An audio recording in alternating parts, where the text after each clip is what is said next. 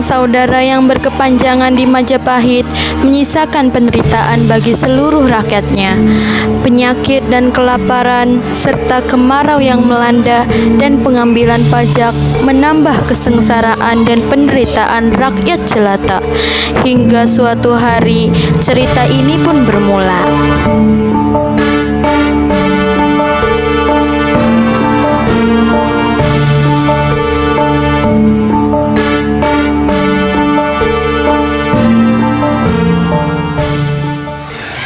Hei ibu tua, ayo bayar pajakmu sekarang, cepat. Maaf tuan, hamba hanya orang miskin. Hasil badai hamba saja tidak cukup untuk makan sehari-hari tuan. Alah, cuy, ini sudah perintah tahu dari Majapahit, kau harusnya tahu itu. Ampuni hamba tuan.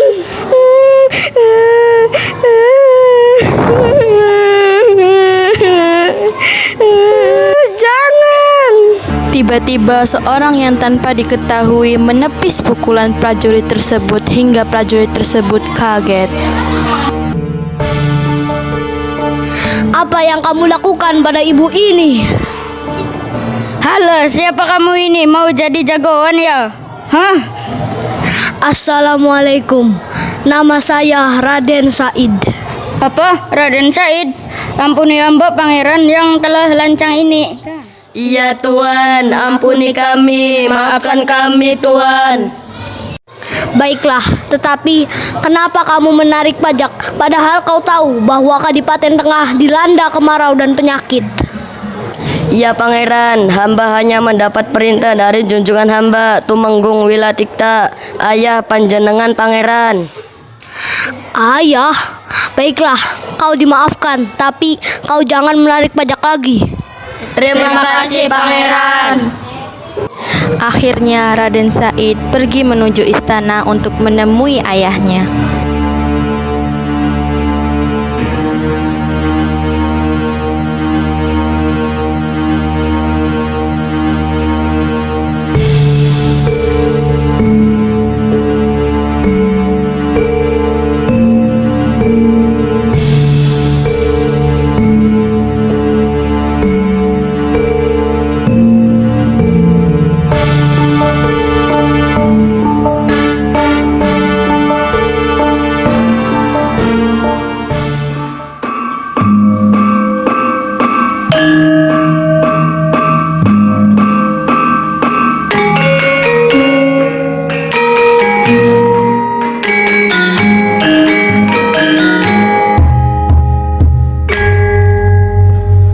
Sembah sujud syukur konjo marang Gusti Kang Agung, kang wis paring buka astra marang kita. sadaya Temamangge bagya mulya lahir batin santosa.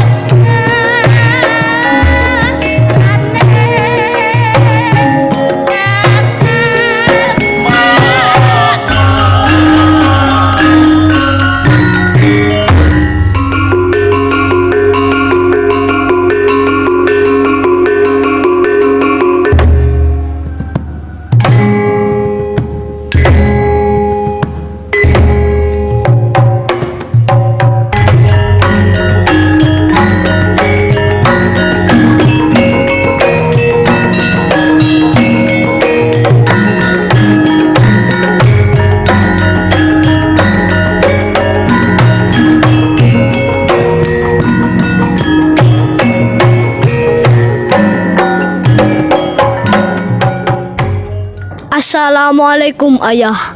Ada yang mau aku bicarakan pada ayah. Waalaikumsalam. Patih, kamu boleh pergi. Baik, Tuan.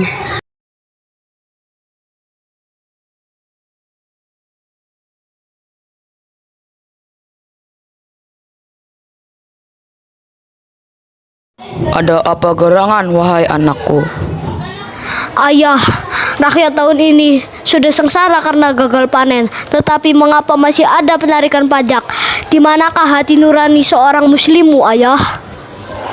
Said, anakku, saat ini Majapahit sedang membutuhkan pasukan yang besar untuk pemerintahannya. Aku hanyalah seorang bawaan yang tunduk pada Majapahit. Tapi kenapa harus rakyat yang jadi korban?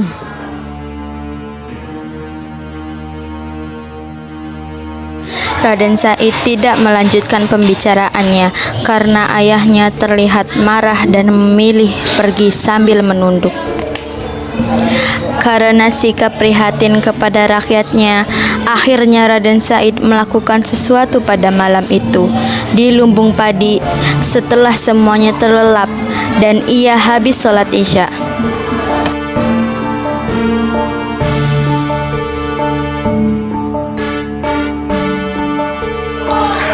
Jika begini terus, rakyat akan menderita. Kalau begitu, aku akan mengambil persediaan padi di lumbung penyimpanan untuk dibagikan kepada rakyat.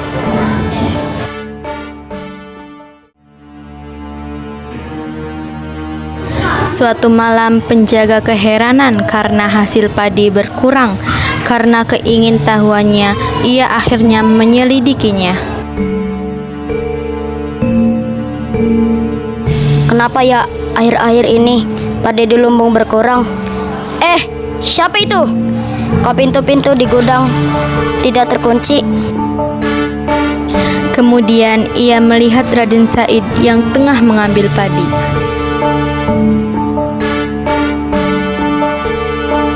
Akhirnya prajurit itu melapor ke Gajah Lembana dan menangkap Said dan dibawa menghadap raja.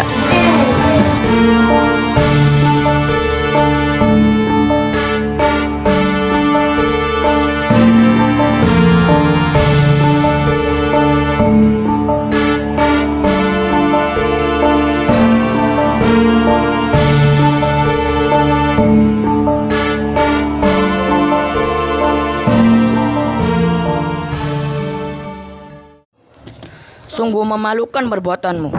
Apakah kau merasa kekurangan sampai mencuri? Raden Said yang diam membuat ayahnya, Adipati Wilatikta, semakin marah. Cepat, hukum dia. Cambuk 200 kali dan kurung ia di kamarnya. Baik, Tuan.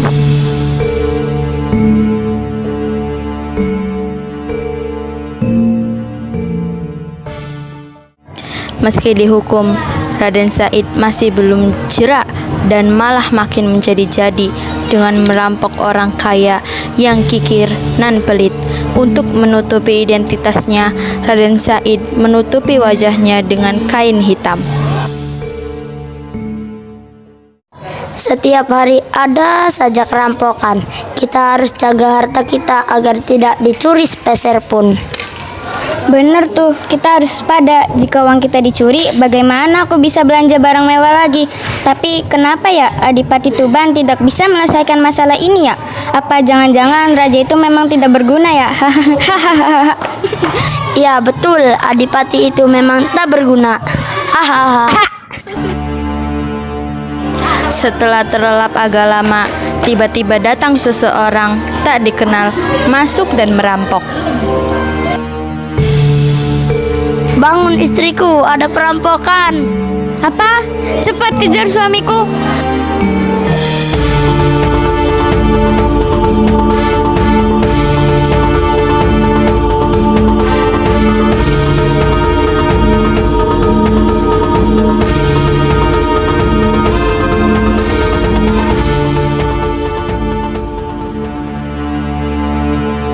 Ternyata suami orang kaya itu kalah jago.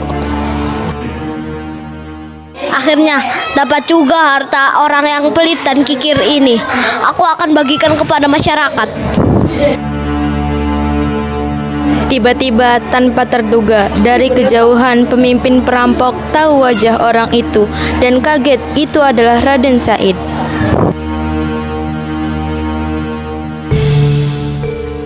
Hah?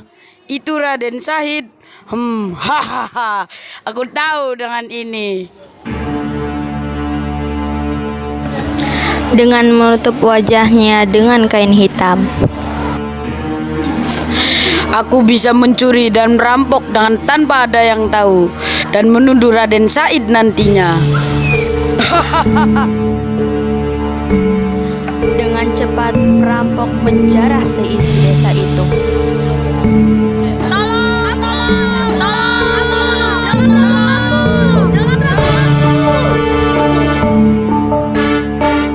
Aku kaya, aku kaya. Wah, kita kaya.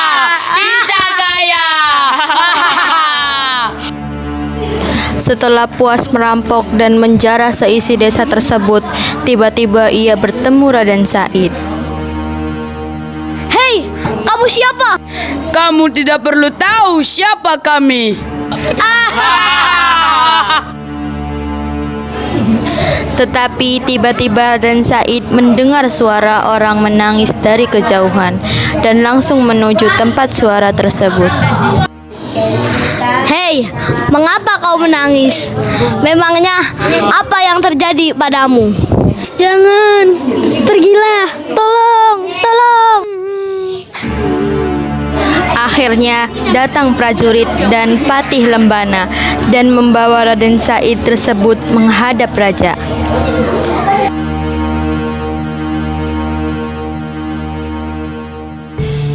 Izin menghadap yang mulia, hamba membawa tersangka yang membuat onar dengan aksi perampokan dan pemerkosaan. Iya benar, perampokan yang mulia.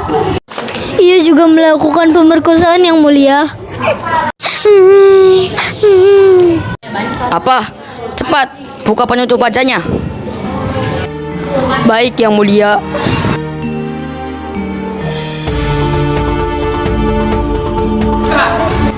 Alangkah terkejutnya, ia melihat yang menjadi tersangka adalah anaknya sendiri.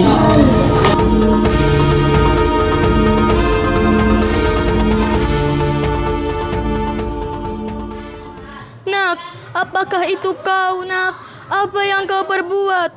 Apakah kau melakukannya, Nak? Kau telah membuat wajah orang tuamu malu.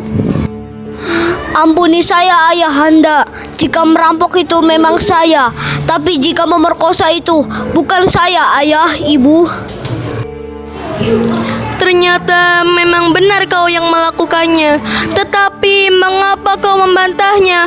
Padahal sudah jelas ada buktinya. Dasar anak tidak tahu diri. Diamu itu sudah menjadi bukti. Sekarang aku usir kamu dari sini.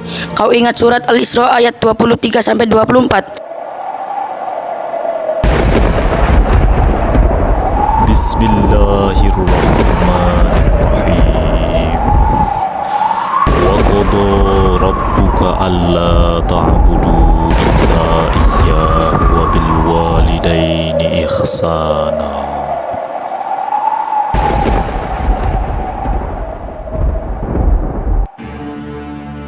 Pergi kau dari Kadipaten Tuban sampai kau bisa menggetarkan kerajaan dengan latunan ayat suci. Baiklah ayah, aku akan pergi. Tidak ayah, kakak tidak mungkin melakukan hal sekeji itu. Jangan usir dia, aku mohon. Iya suamiku, jangan usir dia.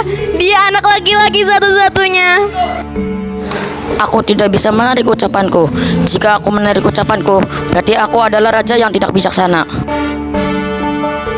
Berangkatlah Raden Said untuk pergi mengembara ke sana ke sini tanpa tahu arah. Tiba-tiba Putri Dewi Rayung Wulan ikut pergi mengejar Raden Said. Ampun yang mulia, Dewi Rayung Wulan tidak ada di kamarnya. Ia pergi mengejar Raden Said yang mulia. Apa? Sekarang putri kita bagaimana ini? Aku tidak bisa berbuat apa-apa. Kemudian Dewi Rayung Wulan dan Raden Said berjalan keluar dari Kadipaten Tuban sampai Kita ada di mana ini, Kak? Aku juga tidak tahu kita di mana ini. Raden Said melihat ada seorang nenek. Assalamualaikum, Nek. Iya, ada apa anak muda? Nek, aku akan menitipkan adikku ini. Aku percaya bahwa dia akan aman bersamamu. Aku takut, apakah dia orang yang baik? Tidak apa-apa, Nak. Aku akan menjagamu bagaikan cucuku sendiri. Terima kasih, Nek.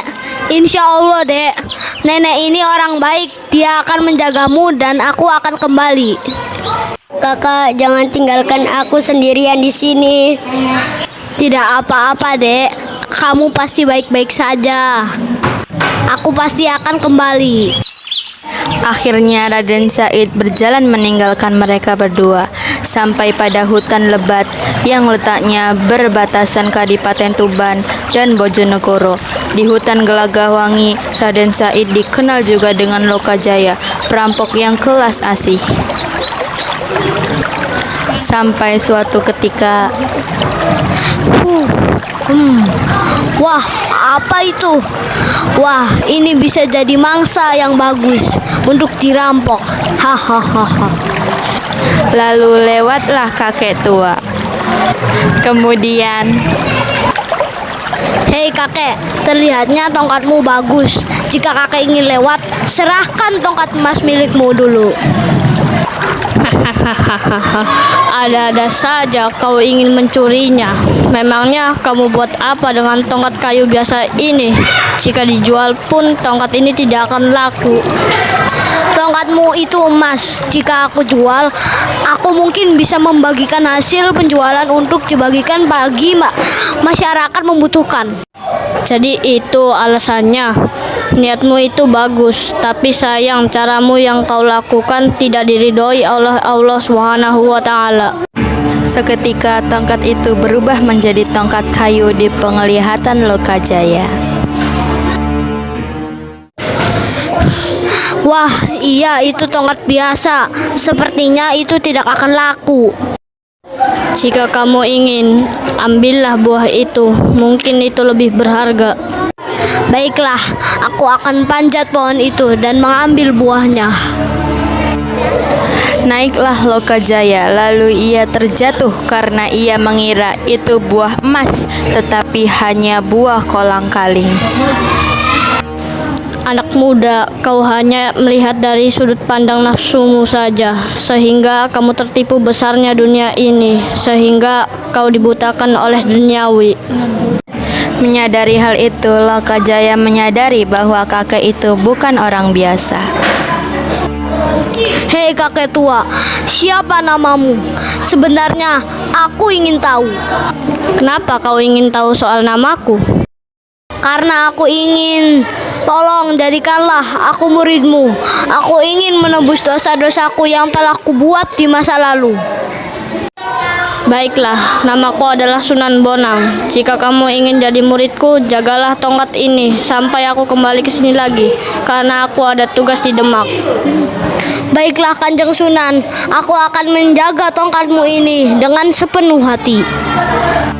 Berangkatlah Sunan Bonang ke Demak hari demi hari. Raden Said menjaga tongkat itu sampai-sampai di tubuhnya ditumbuhi semak belukar hingga 3 tahun. Kemudian tubuhnya ditutupi oleh lumut dan daun-daun. Akhirnya Sunan Bonang tiba menghampirinya dan melihat Raden Said masih menjaga tongkat itu. Ternyata tekadmu sangat kuat untuk menebus dosa-dosamu. Kemudian Sunan Bonang mengadaninya. Terbangunlah Raden Said. Allahu Akbar, Allahu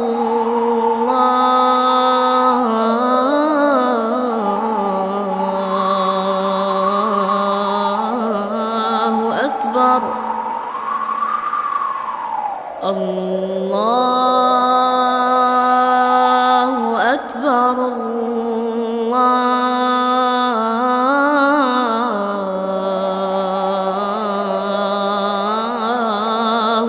Akbar.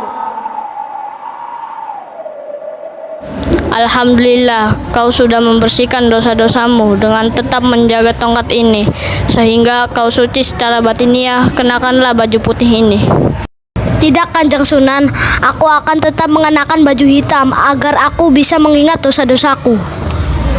Kalau begitu, karena kau telah menjaga tongkat ini di kali, ku beri nama kau Jaga Kali. Tapi orang-orang akan mengenalmu sebagai Kali Jaga. Setelah hal itu, lama-kelamaan dikenal Raden Said akhirnya menjadi Sunan Kalijaga. Dan suatu ketika ia memerintahkan muridnya, Empu Supa, untuk menjemput adiknya. Hei, sini. Iya, ada apa Kanjeng Sunan? Pergilah kau ke arah sana dan jemputlah seorang perempuan. Katakanlah pesan dari Raden Said. Baiklah Kanjeng Sunan. Berangkatlah ia ke arah sana dan di sana ia menemui perempuan. Assalamualaikum.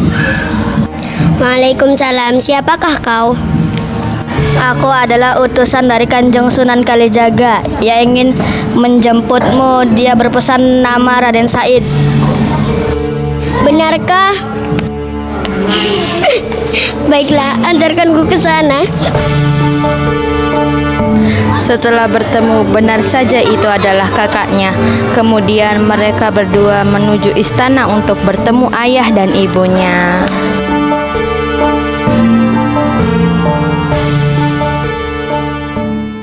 Yang mulia, hamba baru saja menangkap pelaku pemerkosaan yang sebenarnya. Ini dia pemimpin perampok pada 3 tahun yang lalu.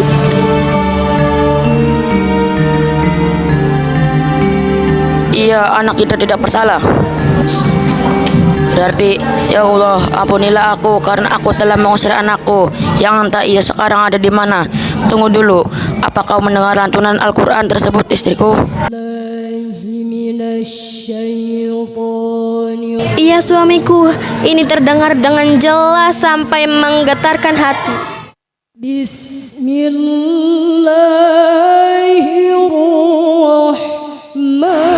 Yang mulia, Dewi Rayu Rembulan datang dengan 2 orang yang mulia. Benarkah?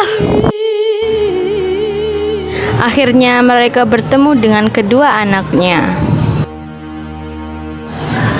Putriku, aku sudah sangat merindukanmu. Tapi tunggu, siapakah engkau? Aku anakmu, Raden Said. Anakku, aku senang kau bisa kembali. Maafkan kami sudah mengusirmu. Iya anakku, maafkan aku. Ini adalah kesalahanku karena mengusirmu dan semua bukan karena salahmu.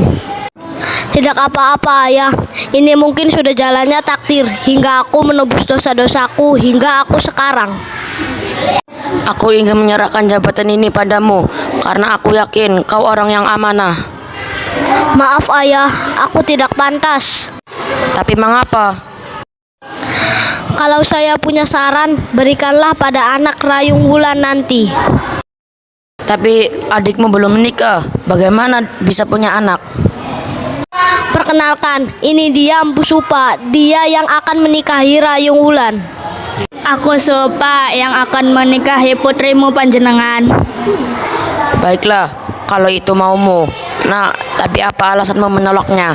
Karena Ananda ingin mengabdikan hidup Ananda untuk menyebarkan agama Islam dan pergi mengembara di jalan Allah Subhanahu wa taala, ridhoi sebagai Sunan Kalijaga.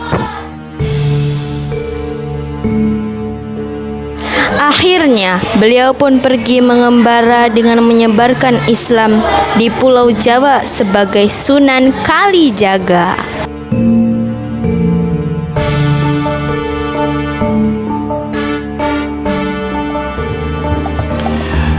Demikianlah persembahan dari kami, siswa-siswi kelas 5 Al-Malik SD Riyadul Muta'alimin yang telah menampilkan drama Sunan Kalijaga.